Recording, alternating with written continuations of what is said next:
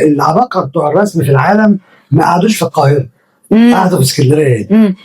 يا ترى ليه دايما اسكندريه مصدر الالهام بتاع الفنانين؟ انا هقول لحضرتك حاجه، نبص نلاقي مثلا ايه، رواد الرسم كلهم سكندريين، صح كلهم صح. يعني محمد ناجي، محمود سعيد، سيف ولي، وادهم ولي، وجورج صباغ، مارجريت نخله، حامد عويس، كامل مصطفى، يعني مظبوط.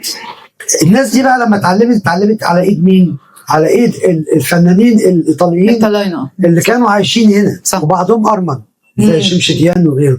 يعني هنلاقي مثلا اوترينو بيكي درس على ايديه سيف ولي وادهم ولي، هنلاقي ارتورو زانيري درس على ايديه محمود سعيد، هنلاقي كاميليا كازوناتو درس على ايديها محمود سعيد، هنلاقي فنان اسمه جولا بالانت من عباقرة الباستيل.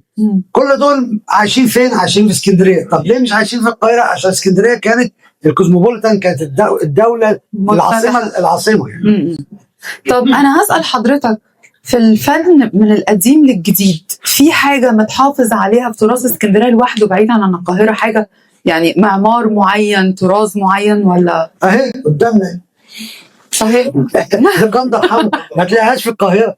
يعني البناء المعماري اللي فيها دي والخشب اللي معمول، اللي هو مزيج بين اليوناني والعثماني، حاجه كده مزجه كده، خلطه غريبه. صحيح. يعني روح القاهره لو لقيته، انا قدامنا، انا يعني ترجع فيها افكار كتير، بس هي مش بعيده، مش هتلاقي البناء ده في القاهره. يعني ايه؟ يعني اسكندريه عندها حاجه خاصه بيها بالظبط. ولو دخلت كوم الدكه دي دوله دوله كده صغيره كده، الجريجي على اليوناني والروماني مع بعض، على الفرعوني.